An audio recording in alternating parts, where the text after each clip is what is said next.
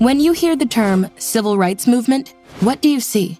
Probably not domestic workers whose rights as U.S. citizens were under attack in the 20th century. Until people like civil rights activist Dorothy Bolden made it her mission to empower America's working class. Born in Atlanta in 1924, Dorothy injured her eyes when she was 3 and was visually impaired for the rest of her life. From an early age, she took on domestic work and eventually dropped out of high school to work full-time as a maid.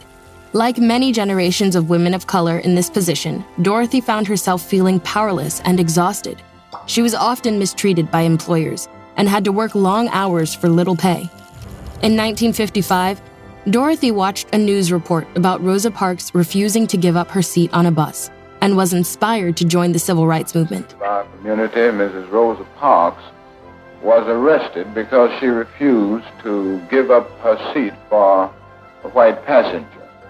She volunteered with the Student Nonviolent Coordinating Committee, where she worked on issues such as school desegregation and voter registration. She became known statewide as someone who could get things done. Knowing that most domestic workers did not have the time or resources to engage with civic activism, Dorothy decided to create a union. She began to spread the word at bus stops, where domestic workers waited to board buses into the white neighborhoods where they worked. In the summer of 1968, Dorothy called the first meeting of the National Domestic Workers Union of America, one of the first formal organizations founded to support domestic workers in the country.